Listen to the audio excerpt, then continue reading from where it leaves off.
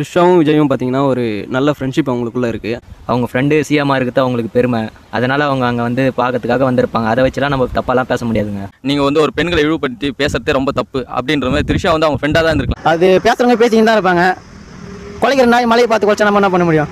ஏன்னா இங்கே நிறைய பேர் அம்மா ஜெயலலிதா இருக்கும்போது என்ன சசிகலா இருப்பாங்க அவங்க ஃப்ரெண்டு.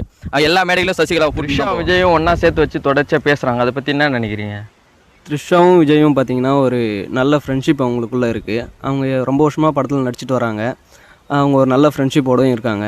நீங்கள் அவருக்கு வந்து எவ்வளோ தான் நீங்கள் தப்பாக பேசினாலும் அவங்க ஏன் 2 பேரும் திரும்ப ஒன்றா இருக்காங்க அப்படின்னா அவங்க ஃப்ரெண்ட்ஷிப்பை வந்து ஒன்றா காட்டுறதுக்காக தான் இருக்காங்க. இது ஒன்றும் நாங்கள் முட்டு கொடுக்கறதுக்காக ஒன்றும் பேசலை. உண்மையாக அதுதான். ஏன்னா வந்து நீங்கள் அவர் எவ்வளோ ட்ரோல் பண்ணுறீங்களோ அவ்வளோக்குள்ள அவர் வந்து முன்னேறி போயிட்டே தான் இருக்கார்.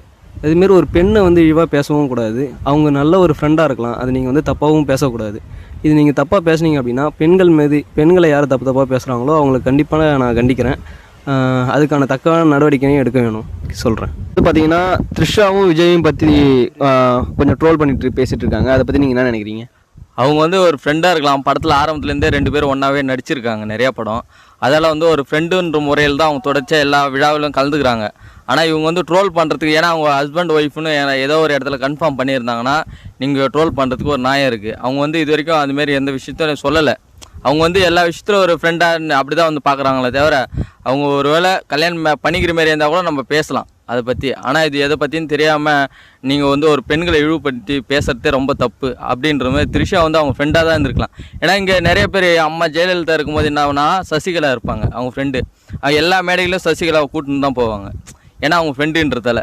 அப்போ நம்மளுக்கு பார்க்குறதுமே ஏன் வேலைக்கார பொண்ணெல்லாம் கூட வச்சுக்கோங்க அப்போ வந்து ட்ரோல் பண்ணாங்க.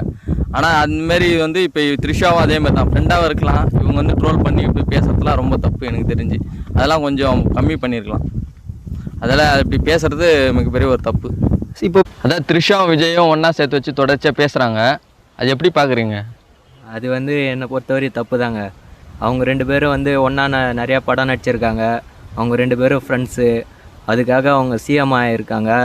அவங்க ஃப்ரெண்டு சிஎம்மாக இருக்கிறது அவங்களுக்கு பெருமை.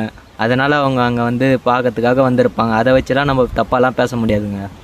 அது வந்து அவங்க விருப்பம். அவங்க வரலாம் வரக்கூடாது. நம்ம அவங்கள பற்றி பேசக்கூடாதுங்க.